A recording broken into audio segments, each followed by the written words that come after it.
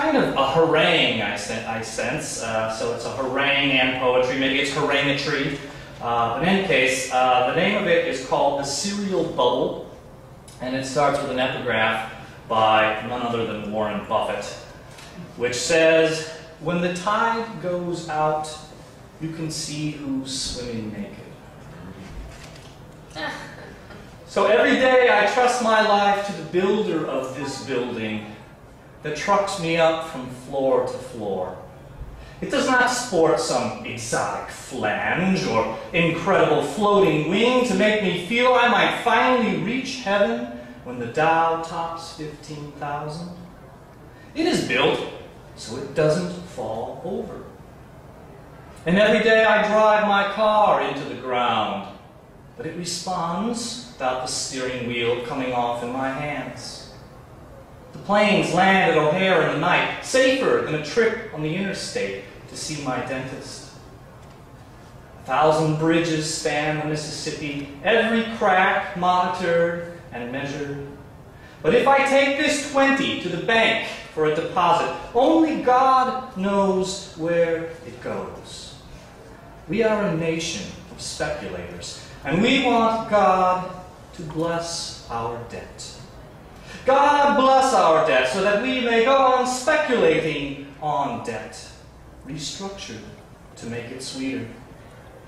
God bless our debt so that it may seem investor-friendly and manageable for longer than this building stands.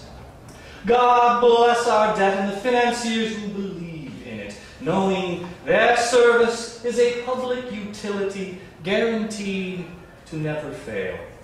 The lights cannot go out on the flow of money.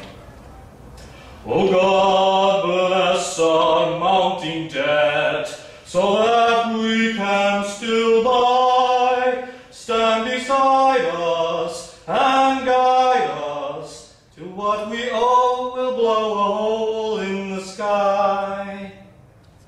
And we call that hole in the sky a burst bubble.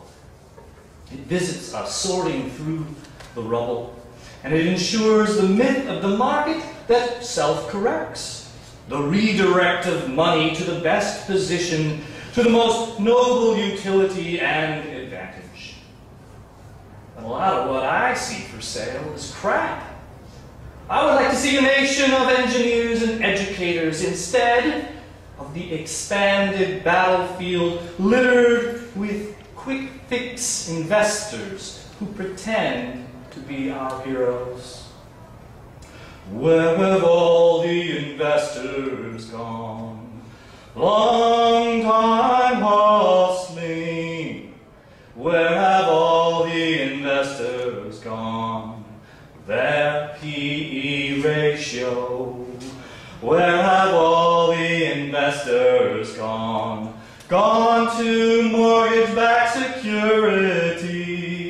When will they ever learn?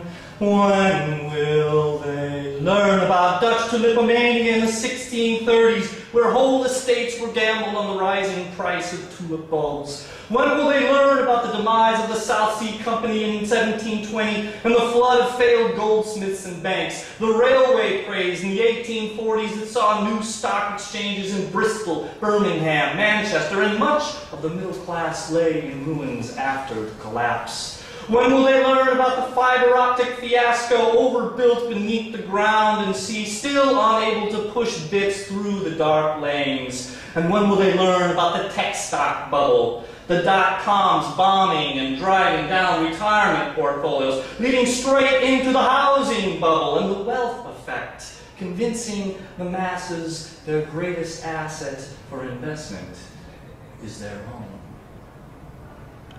The bubbles line up quickly, one soon after another, as long as fear is replaced by the fear of missing out, and as long as there is easy credit. Ah, debt. I owe my gratitude to the man who balanced both sides of the equation, who counted on forces canceling out each other when this concrete square leapt up from the blueprint.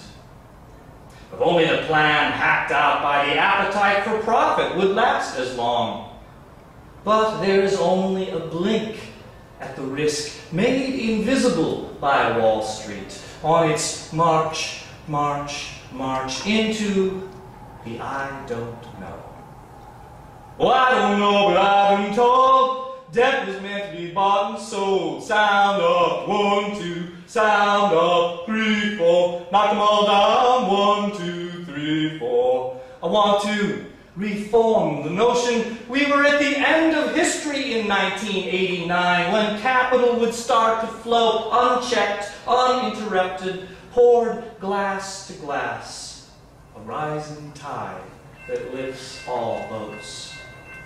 Now, look at the naked bodies rushing for their power suits on the beach. Oh, it's a mad 100-yard dash with everyone in the fire sector scrambling for the finish with a suitcase full of last year's gains, headed for that special place offshore where money goes when it wants to reproduce in peace.